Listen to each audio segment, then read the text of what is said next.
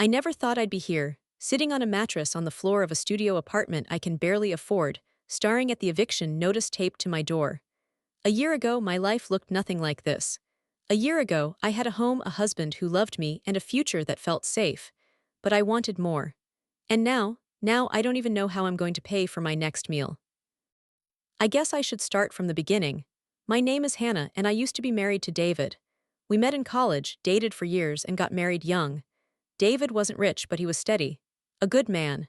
He worked as a mechanic, always coming home with grease on his hands, smiling even when he was exhausted. We had a simple life, rented a little house, had cheap date nights, talked about starting a family one day. But the truth, I was bored. I spent my days scrolling through social media, watching other women my age live glamorous lives, vacations in Greece, designer clothes, luxury cars. Meanwhile, I was cutting coupons and waiting for David to get a raise so we could afford a slightly better couch. I told myself I was grateful, but deep down I resented him. I wanted a life that felt exciting, not just stable. That's when I met Ryan. Ryan walked into the coffee shop where I worked like he owned the world. Tall, confident, dressed in a suit that probably cost more than my monthly salary.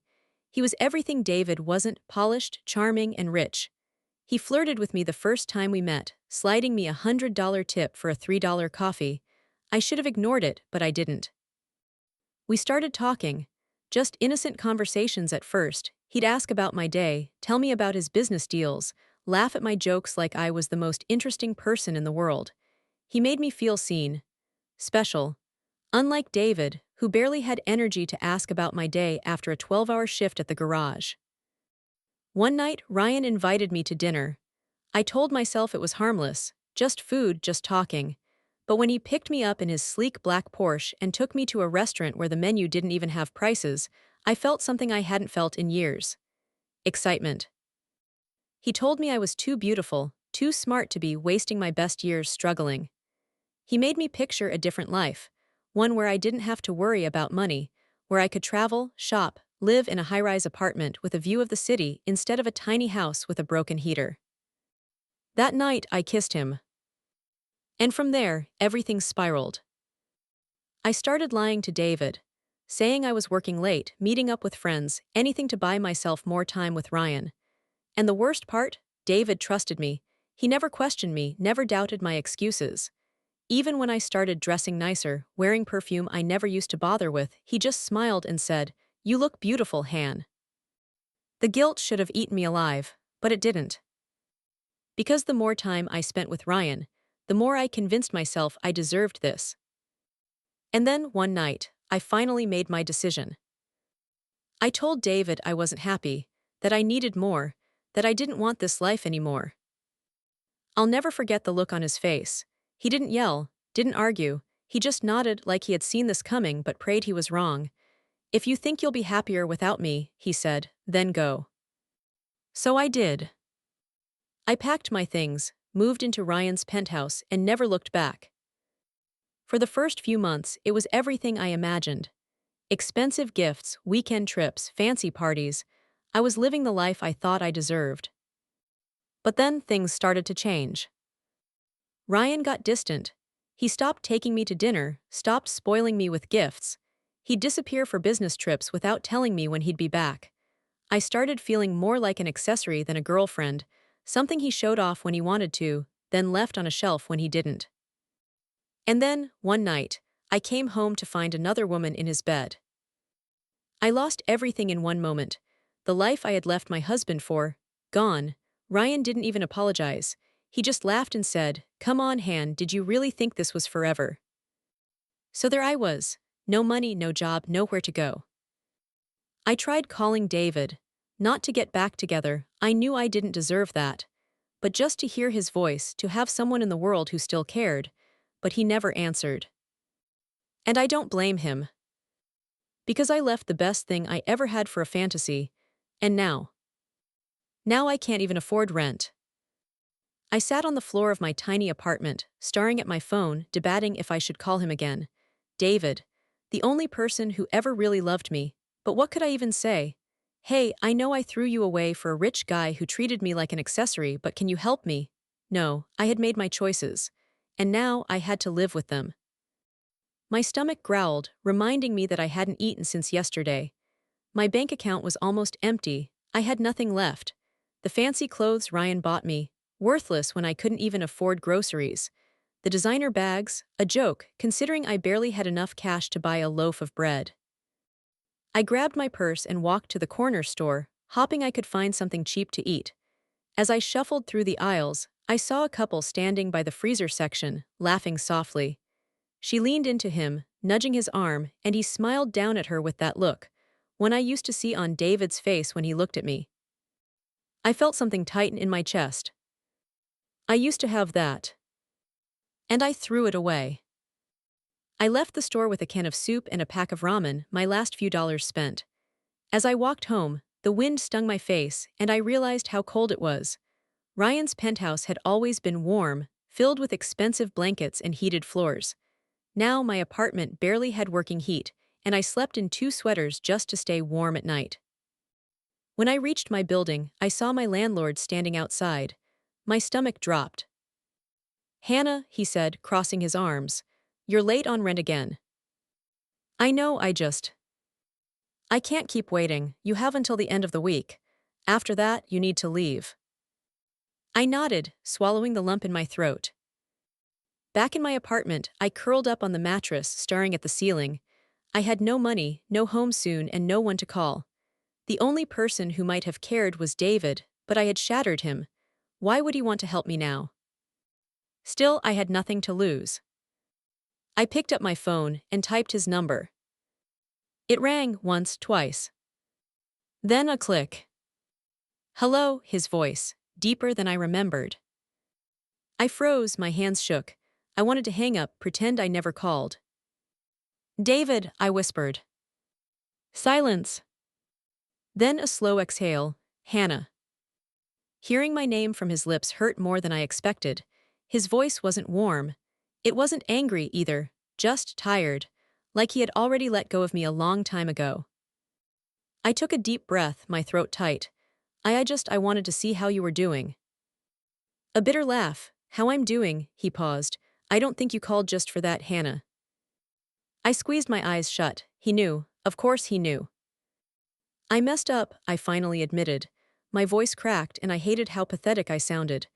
"Ryan, it wasn't what I thought it would be. He cheated, kicked me out, I have nothing now."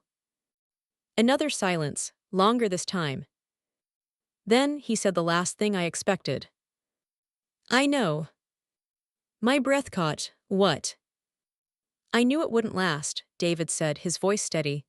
"I knew one day you'd realize what you had, but by then I'd be gone." Tears burned in my eyes. "David, please, I don't know what to do." A heavy sigh. "I spent months hoping you'd come back," he said, "thinking maybe you'd realize I was enough, but then I had to accept the truth." My heart pounded. What truth? That I deserve better. It felt like a knife to the chest. I made a mistake," I whispered. "Yes, you did," he said, "and I hope you learn from it." Tears streamed down my face. "David, I miss you." A pause, then the words that shattered me completely. "I don't miss you, Hannah." The line went dead. And just like that, I had lost him forever. I stared at my phone, my fingers trembling as the call ended. The silence in my tiny apartment felt crushing, heavier than anything I had ever known. David was really gone. I had spent so long convincing myself that if I ever needed him, he would be there, that the love he had for me was strong enough to survive anything. But I had been wrong. I had killed it. I wiped my face, but the tears kept coming. I wasn't just crying because I had lost David. I was crying because, for the first time, I had to face the truth. I had done this to myself. Every selfish choice, every lie, every moment I had taken him for granted had led me here. Alone, broke, and completely lost. I forced myself to sit up, taking a shaky breath. I had to figure something out. No one was coming to save me. Ryan was gone. David was gone. And if I didn't come up with a plan soon, I'd be out on the street in a few days. I opened my laptop, searching for jobs. I hadn't worked since I left the coffee shop months ago, and my savings were gone. The idea of going back to a minimum wage job after living in luxury made my stomach twist, but I didn't have a choice. Hours passed as I sent applications anywhere that was hearing: diners, retail stores, even janitorial work. I had no pride left. I just needed something, anything. By the next morning, I had one interview lined up. A small diner about 15 minutes away. It wasn't glamorous, but I didn't care. When I walked into the diner later that day, the smell of fresh coffee and bacon filled the air. A middle-aged woman with a kind smile greeted me. "You must be Hannah." I nodded, "Yes, ma'am." She led me to a booth and sat across from me, flipping through my sparse resume. "You worked at a coffee shop before." "Yes." She glanced up, studying me for a moment. "Why'd you leave?" I swallowed. I thought I was moving on to something better. A knowing look crossed her face. "And now you're back here." I looked down, embarrassed. "Yeah." She sighed, setting my resume aside. "Look, sweetheart, we get a lot of people coming through here looking for work. Some stick around. Some run the second something better comes along. What I need to know is, are you serious about this?" I nodded quickly. "Yes, I need to start over." She studied me again, then gave a small nod. "All right, you can start tomorrow, morning shift. Wear comfortable shoes, it's gonna be busy." Relief flooded me. Thank you so much." She smiled. "Don't thank me yet. You're gonna be exhausted by the end of the day." I left the diner feeling lighter than I had in weeks. It wasn't much, but it was a step forward. That night, as I sat in my freezing apartment, eating a can of soup straight from the pot, I let myself think about David again. Not about getting him back, because I knew that was impossible, but about how much I had hurt him. Maybe, one day, I would be able to apologize properly. But for now, all I could do was move forward. Because for the first time in a long time, I understood something. Happiness isn't about fancy cars or expensive clothes. It isn't about luxury or excitement. It's about the people who love you when you have nothing, the people who stay. And I had thrown mine away. The next morning, I woke up before the sun. No alarm, just nerves. My first day at the diner. I pulled on the only decent outfit I had left, tied my hair back, and looked at myself in the mirror. My face was thinner than before, my eyes tired. The girl staring back at me didn't look like the one Ryan had whisked away to expensive dinners and high-rise apartments. She looked real. And maybe that was a good thing. The diner was already buzzing when I got there. The scent of coffee and fresh pancakes filled the air as the morning rush poured in. "You made it," my new boss, Linda, said with a small smile. "All right, let's get to work." She handed me a notepad and pointed to a row of tables. "Start taking orders. Don't worry if you mess up, just keep moving." It had been months since I worked in food service, and at first I fumbled, dropped a menu, forgot to grab a coffee refill, but the customers were kind, and Linda had a way of stepping in before things got too bad.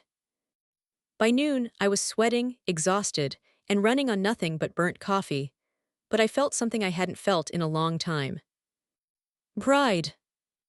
Not the kind that came from sitting in a luxury car or wearing $1,000 dress, but the kind that came from actually earning something.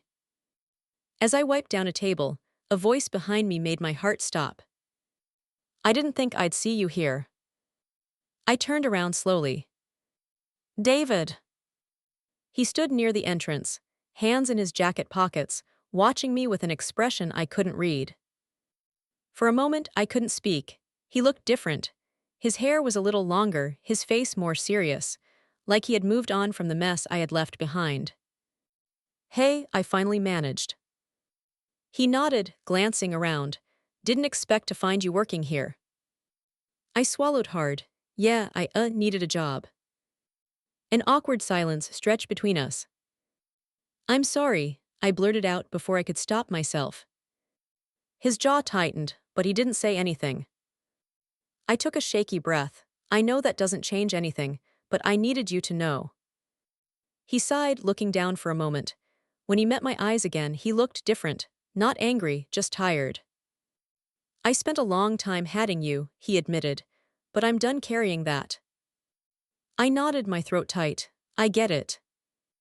He hesitated, then pulled out his wallet. I'll just take a coffee to go. I nodded quickly, turning toward the counter. My hands shook as I poured the coffee, the weight of everything settling on me. I walked back, setting the cup in front of him. On the house. He met my eyes. For a moment, we were just Hannah and David again. The girl who used to make him laugh. The boy who used to bring me home flowers for no reason. Then he slid a $5 bill across the counter. I don't need favors, he said softly. Neither do you. I blinked back tears as he turned and walked out the door.